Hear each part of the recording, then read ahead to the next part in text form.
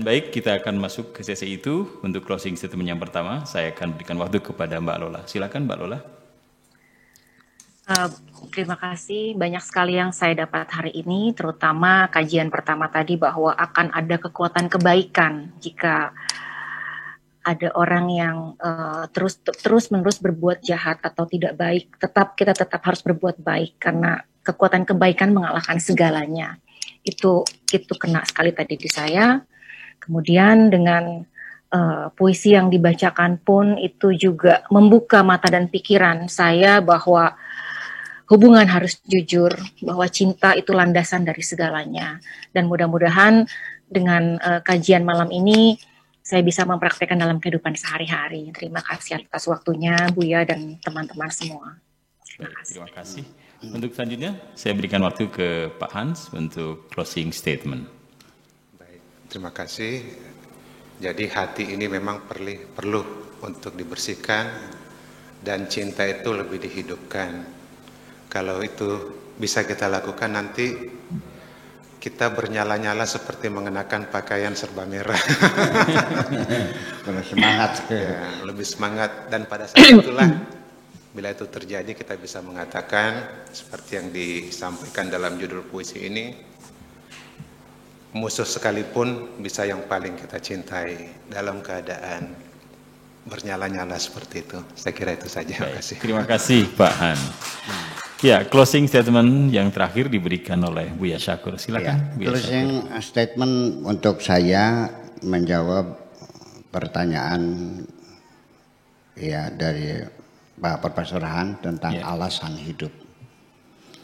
Tadi beliau sudah menguraikan bahwa orang yang sudah mengerti tentang alasan hidup, dia akan mampu mengatasi segala persoalan hidup. Tentang alasan hidup bagi kita yang beragama Ibrahim, agama Ibrahimiyah, Nasrani, Yahudi dan Islam, itu adalah kelompok agama Ibrahim atau Abraham. Di Al-Quran juga ada Ibrahim, ada Abraham. Itu penulisannya ada dua tulisan versi berbeda. Di surat Al-Baqarah itu Abraham, tapi di surat yang lain Ibrahim ada ianya. Itu catatan saja.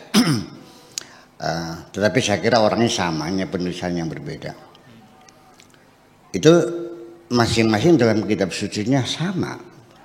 Dalam cerita tentang Safar Takwin atau kejadian alam semesta, itu kan cerita Adam, iblis, malaikat, itu sama, mirip-mirip, semuanya hampir sama. Memang dari sumber yang sama ya. Di situ secara filosofis itu sebetulnya menguraikan tentang alasan mengapa kita hidup di dunia ini. Ya kan? Ya, pertama adalah bahwa manusia diciptakan oleh Tuhan. Dengan sengaja juga Tuhan menciptakan iblis dan Tuhan juga menciptakan malaikat. Jadi artinya iblis sebagai menampilkan kekuatan negatif dan malaikat menampilkan merepresentasikan kekuatan positif. Dibenturkan dalam Adam, maka secara fisika partikelnya ketika positif dan negatif dibenturkan, keduanya saling menghancurkan. Tetapi berakibat munculnya satu energi. Dan ini yang tidak dipahami oleh iblis dan malaikat. Itu iblis malaikat juga nggak tahu alasan kehidupan kita ini. Ya buktinya iblis tidak mau bersujud karena dia merasa lebih baik dari Adam. Malaikat juga mengajukan nota keberatan yang isinya untuk apa engkau mencipta manusia yang nantinya akan terjadi pertumpahan darah dan kerusakan di bumi ini. Apa tidak cukup dengan kami saja yang selalu bertasbih? Itu kan ungkapan keberatan malaikat juga. Karena mereka tidak tahu apa yang ada di dalam diri Adam itu. Dijelaskan dalam Al-Quran, wa idza sawaituhu wa nafakhtu fihi min ruhi faqau lahu sajidin. Ketika bentuknya sudah sempurna dan kutiupkan ke dalamnya dari rohku, maka wahai malaikat semuanya bersujudlah kepada manusia ini. Artinya bahwa di dalam diri kita ada roh dari Tuhan. Sehingga malaikat-malaikat pun disuruh bersujud kepada kita. Ini manusia sendiri tidak paham. Merasa bangga ketemu sama iblis, ketemu setan, ketemu malaikat. Merasa bangga punya khodam ini, khodam ini. Saya bilang mereka itu adalah kopral. Kamu ini jenderal.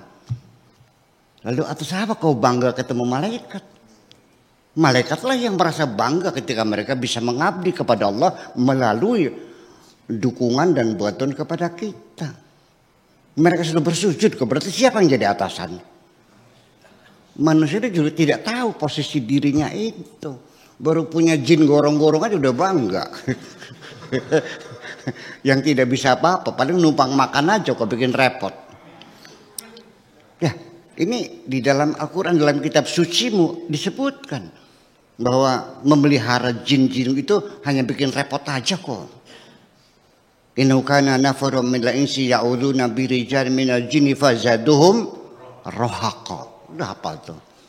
Banyak orang yang meminta-minta pertolongan kepada jin. Tidak lebih, mereka hanya membuat kamu susah saja kok. Ngasih makan terus tapi nggak mau kerja. Itu jin gorong-gorong. Ini. Jadi artinya bahwa perlu kita ketahui bahwa kita sendiri sebenarnya untuk apa hidup adalah manusia dijadikan mahalut tajalli.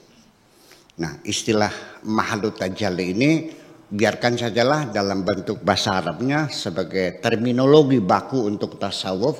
Ketika kita terjemahkan bisa menjadi keliru. Tapi hari ini ingin saya terjemahkan, tapi ini tidak tepat sebenarnya.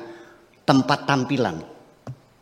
Manusia itu tempat tampilan Tuhan. Tapi ini terjemahannya tidak akan bisa mengantarkan persepsi kita yang sama. Mahalut tajalli. Udah terus saja mahalut tajalli.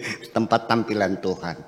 Nah, sehingga akibatnya ketika kita mendeskripsikan Tuhan dengan sifat-sifat mendengar, melihat, berbicara, berkehendak, itu sebetulnya sifat-sifat kita, bukan sifat-sifat Tuhan. Itu hanya metafora saja untuk memberikan pemahaman supaya orang itu paham tentang Tuhan.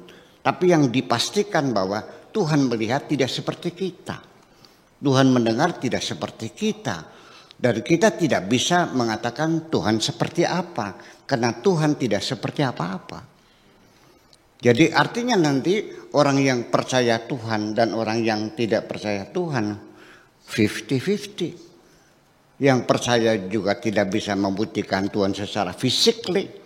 Yang tidak percaya juga tidak punya dalil untuk mengatakan Tuhan tidak ada. Tergantung kepada keyakinan kita semuanya. Jadi artinya bahwa kita masih sadar bahwa untuk apa alasan tujuannya reasoning kita dilahirkan.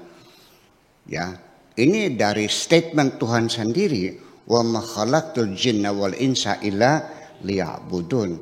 Aku tidak menciptakan jin dan manusia kecuali supaya mereka melakukan pengabdian kepadaku. Jadi inti kehidupan adalah sesungguhnya adalah pengabdian. Tetapi pengabdian disalah terjemahkan menyembah Tuhan. Tuhanku tidak pernah minta disembah kok. Tuhanku menuntut kita untuk mengabdi kepadanya. Dengan apa? Membangun kemakmuran di dunia ini. Ya, bukan membuat cilaka di dunia ini. Agama kita menyuruh kita untuk saling mencintai, bukan untuk saling membenci. Keliru kalau Anda mengatakan Tuhan memerintahkan membenci. Atas dasar apa Tuhan mau membenci? Tuhan mencintai semuanya. Terima kasih. Luar biasa.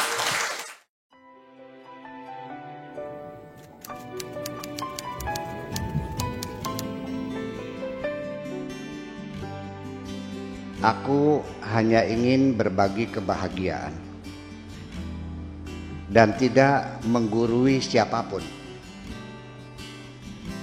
Terlalu sulit bagiku untuk menyalahkan siapapun.